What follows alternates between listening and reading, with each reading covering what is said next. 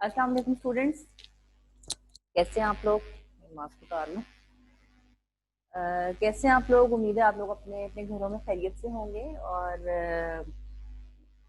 अपनी online classes जो है उससे भरपूर इस्तेफादा हासिल कर रहे होंगे। तो लास्ट वीक में मैंने आपको शुरू करवाई थी फैज़ अहमद फैज़ की जो नज़्म है वो शुरू कराई थी। मैंने आपसे कहा था कि अभी हम पेपर 4 करेंगे स्टार्ट, जो कि पोइट्री सेक्शन होगा। नज़में होंगी, पुरानी नज़में। जिन्होंने आज ज्वाइन किया है उनके लिए उनको दोबारा बता रही हूँ कि इस वीक में हम लोग पोइट्री करेंगे, ठीक है। मैंने लास्ट वीक में जो हमारा लास्ट लेक्चर था उसमें मैंने आपको फैज़ अहमद फैज़ की नज़्म निसार मैं तेरी गलियों को शुरू करवा दी थी, लेकिन मैं आज चूंकि कुछ बच्चों ने आज ही ज्वाइन किया होगा तो मैं उनको वो दोबारा शुरू से मैं आपको करवाऊंगी, ठीक है। फैज़ अहमद फैज़ का इंट्रोडक्शन भी मैंने दे दिया था। जिन बच्चों ने इंट्रोडक्शन नहीं सुना, जो उस दिन प्रेजेंट नहीं थे, वो यूट्यूब से निकाल के तो इंट्रोडक्शन देख सकते हैं। आज मैं आपको पोएम जो है निसार में, जो नज्म है निसार में तेरी गलियों की, ये मैं आपको आज दोबारा कराऊंगी, ठीक है। तो आज का हमारा टॉपिक है जी नज्म निगारी। इसमें नज्म का नाम है निसार में तेरी गलियों के और शायर हैं फैज अहमद फैज। अपनी कॉपी पेंसिल जो है अपने साथ रखिए, अपने पास रखिए। और जो मैं आपको ज़ाहिर है सारा लेक्चर तो नहीं आप मेरा नोट कर सकते हैं, लेकिन पॉइंट्स आप लोग लिखते जाएं, क्योंकि जब पॉइंट्स आपके सामने होंगे तो फिर आप उसको एक्सप्लेन अच्छे तरीके से कर सकेंगे।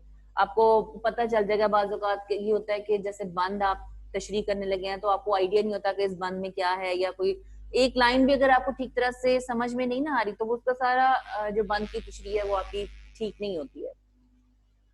तो निसार में तेरी गलियों के, फैज अहमद फैज सियालकोट में पैदा हुए। इब्तदाई तालीम उन्होंने सियालकोट में हासिल की, बाद में लाहौर वो अपनी एजुकेशन के लिए चले गए। इनकी शायरी के दो अदवार हैं। पहला दौर हुस्न इश्क का दौर है, दूसरा दौर इनका जो तरक्की पसंद तहरीक से ये वाबस्ता हुए थे तो इनकलाबी दौर है इनका। तो ये वाली जो नज्म है निसार में तेरी गलियों की, ये उनके दूसरे दौर को रिप्रेजेंट करती है, ठीक है। दूसरे दौर की नुमाइंदगी करती है, यानी कि जो उनका इनकलाबी दौर है उसकी नुमाइंदगी करती है। तरक्की पसंद तहरीक, मैंने आपको पिछले लेक्चर में पूरा डिटेल बताया था कि तरक्की पसंद तहरीक से वाबस्ता कौन लोग होते हैं, क्या उस तहरीक का मकसद होता है। प्रमोट करना ऐसे शायरों को, अवामी जो मौजूआत हैं उनको प्रमोट करना, उनके बारे में लिखना, बात करना। तो इसी जब इन्होंने फैज अहमद फैज ने लिखना शुरू किया तो जाहिर है जब उन्होंने तरक्की पसंद तहरीक से वाबस्ता हुए फिर उन्होंने नज़्में हुब्बुल वतनी को मद्देनजर रखते हुए की। फिर हमारे जो मुआशरे में जो जागीरदाराना सिस्टम है उसके खिलाफ उन्होंने आवाज उठाई, तो इस सिलसिले में उनको गिरफ्तार भी कर लिया गया, उनको जेल में डाला गया, ठीक है। तो जब उनको जेल में बंद किया गया तो फैज अहमद फैज की शाहकार नज़में जो हैं तब तकलीफ हुई। जब फैज अहमद फैज जेल में गए, जेल में उनको बंद किया गया, उनको पाबंद सलासल किया गया, तो उनका जो शाहकार उनकी नज़में हैं तब उन्होंने तख्लीक की, जिनमें से एक नज़म यही है निसार में तेरी गलियों। तो ये आपने बीच में मेंशन करना है कि ये नज़म जो है फैज अहमद फैज ने जेल में बैठ के लिखी थी, ठीक है। जो लिखने वाला होता है, जो राइटर होता है, वो कहीं पे भी आप उसके ख्यालात को कैद नहीं कर सकते हैं। चाहे आप उसको कैद कर दें, चाहे आप उसको जिधर मर्जी रखें, जो ख्यालात उसके जहन में आते हैं वो चाहे पत्थर से लिखना शुरू कर दे। तो जिसके अंदर तो ये क्रिएटिविटी होती है, तख्लीकी सलाहियत होती है, आप उसको कैद नहीं कर सकते हैं।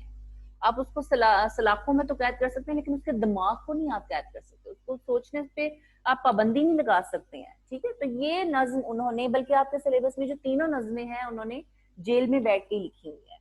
तो ये आपकी पहली नज्म है निसार में तेरी गलियों के ए वतन के जहां चली है रस्म कि कोई ना सर उठा के चले।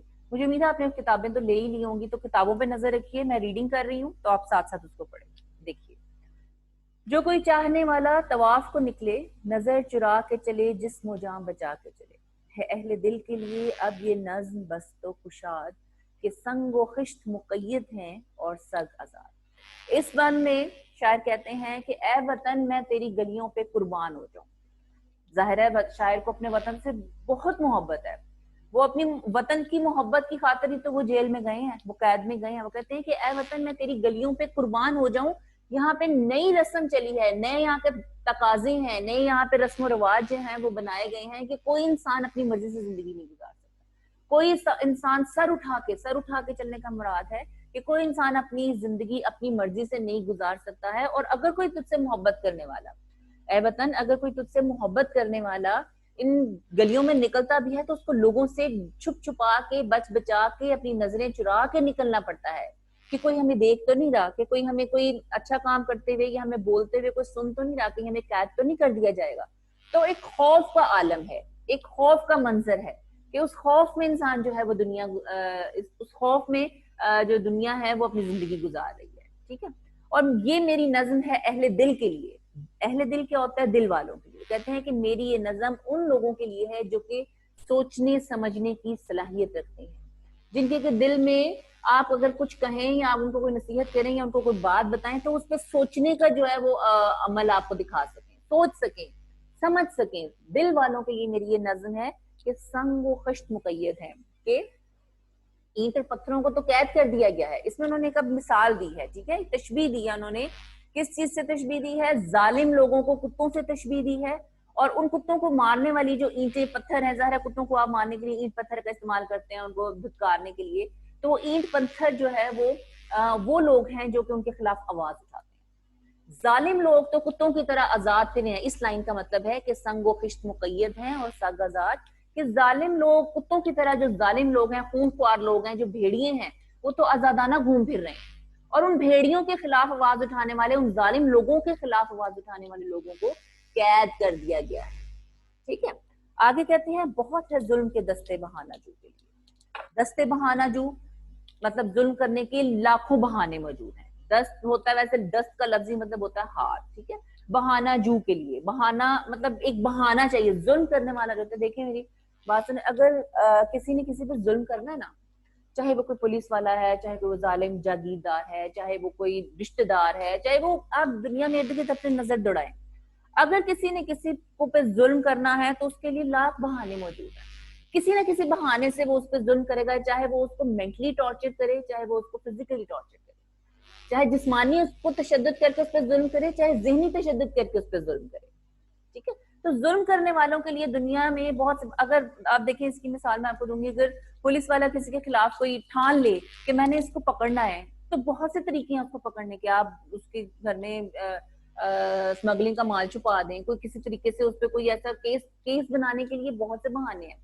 दुश्मनियां अगर निभाने पे लोग आते हैं तो उनके पास बहुत से तरीके होते हैं अगले को फंसाने के लिए। तो जुल्म करने वालों, अब ये उन्होंने मिसाल दी है कि वो, जैसे ये जो फ्यूडल सिस्टम है हमारा, जागीरदाराना सिस्टम है, हुक्मरान है जो हमारा डिक्टेटरशिप जो हमारे मुल्क में आ जाती है, या जैसे मार्शल लॉ कहा जाता है, कि अगर उन्होंने जो चीज अपनी मनवानी है वो उन्होंने हर सूरत मनवानी है, उनको आप रोक नहीं सकते हैं। तो जुल्म करने वालों के पास जुल्म करने के बहुत से बहाने मौजूद हैं। जो चंद अहले जुनू तेरे नाम लेवा हैं, बने हैं अहले हवस मुद्दई भी मुनसिफ भी।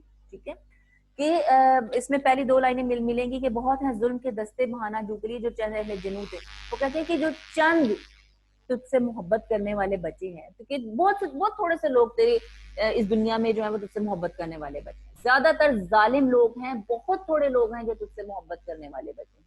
बने हैं अहले हवस मुद्दई भी मुनसिफ भी। अब वो कहते हैं कि अगर मैं अपने इर्द गिर्द नजर दौड़ाऊं तो मुझे हर कोई इंसान हवस से भरा हुआ नजर आ रहा है। चंद अहले जुनू हैं जो तेरे नाम लेवा है, चंद लोग हैं जो तुझसे सच्ची मोहब्बत का दम भरते हैं। बने हैं अहले हवस मुद्दई भी मुनसिफ क्या होता है? इंसाफ करने वाला। मुनसिफ होता है ना, काजी होता है, इंसाफ करने वाला होता है। और मुद्दई क्या होता है? इंसाफ मांगने वाला। वो कहते हैं कि इस मुआशरे में ये हाल हो गया है कि इंसाफ मांगने वाला और इंसाफ देने वाला दोनों लालच के भरे में है। इसकी मिसाल मैं आपको वैसे देती हूँ कि जैसे देखें, आपने बहुत से ऐसे केसेस देखे होंगे कि जिसमें जो कातिल होते हैं वो बहुत से हीले बहाने करके छूट जाते हैं, रिश्वत दे के, सिफारिश लगा के, पैसा लगा के, किसी ना किसी तरीके से उनके पास इतनी सोर्सेज होते हैं, उनके पास इतनी पावर होती है कि वो किसी ना किसी तरीके से छूट जाते हैं, चाहे उन्होंने जुल्म किया भी हो। ठीक है, तो इसके अलावा जो इंसाफ करने वाले हैं वो क्या करते हैं? अगर कोई हक पे भी है, अगर कोई सच्चा है, चाहे कोई झूठा है, उनको हर चीज के लिए पैसा चाहिए।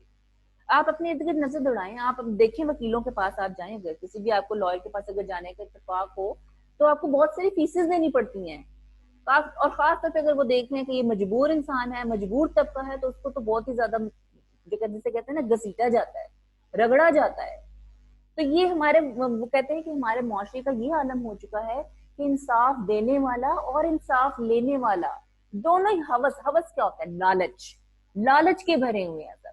कोई इंसान पैसे दे के लालच कर रहा है, कोई लेके कर रहा है, तो लालची लोगों से दुनिया भरी पड़ी है। किससे वकील करें, किससे मुंसफी चाहें। तो कहते हैं कि मैं सोचता हूँ कि हम किससे अपना इंसाफ मांगे, किसको अपना मुंसिफ करें, किसको अपना काजी करें, किसको अपना वकील करें।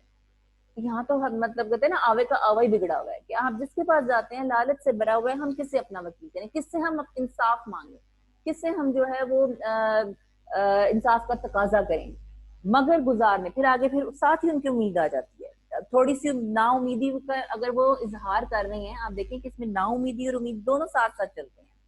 ठीक है, पहले 3-4 लाइनों में अगर शायद थोड़ी किसी कहीं कहीं नाउमीदी का इजहार करता है, तो साथ ही उम्मीद आ जाती है। क्योंकि एक शायर और एक जो लिखारी होता है, उसका मकसद लोगों में मायूसी फैलाना नहीं होता।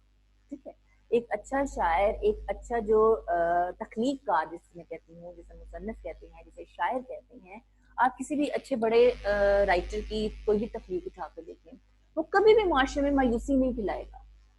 ठीक है, वो कभी भी होपलेस ना उम्मीद नहीं होगा। वो अल्लाह के घर में उसको उम्मीद पूरी होती है। ठीक है, वो माशरे की जो बिगाड़ होता है और माशरे में जो नाइंसाफियां होती हैं उसको तो पॉइंट आउट वो करते ही हैं, लेकिन इसके साथ साथ उन्होंने उम्मीद का पहलू भी अपने पोइट्री में और अपनी जो जो भी उनकी तहरीर है उसमें जरूर रखा होता है। तो इसमें भी उसमें देखिए, पहले अगर उन्होंने बताया कि हर कोई लालच से भरा हुआ है, किससे हम करें, लेकिन अगली 2 लाइनों में साथ ही उन्होंने कहा है, मगर गुजारने वालों के दिन गुजरते हैं, तेरे फिराक में वो सुबह शाम करते हैं। लेकिन जो अपने वतन से मोहब्बत करने वाले लोग हैं, वो अपने वतन में दिन रात गुजारते हैं। तेरे फिराक क्या होता है, जुदाई। ठीक है, तेरे फिराक में, फिराक होती है जुदाई। वो कहते हैं कि तेरी जुदाई में, अब उन्होंने अपने आप को ये थोड़ा सा यहाँ पे मुखातिब किया है कि तेरे फिराक में, कि ए वतन तेरी जुदाई में हम यहाँ पे दिन गुजार रहे हैं, एक कैद में हम दिन गुजार रहे हैं, लेकिन हम यहाँ पे दिन गुजार रहे हैं, हमने यहाँ पे गुजारना है, सुबह से हमने शाम करनी है, शाम से हमने सुबह करनी है, लेकिन हमारे दिल में तुम्हारी मोहब्बत कम नहीं होगी। ठीक है, आगे है जी, बुझा जो रोज़ने जिंदा, तो दिल ये समझा है कि तेरी मांग सितारों से भर गई होगी। चमक उठे हैं सलासल तो हमने जाना है कि अब सहर तेरे रुख पर बिखर गई होगी।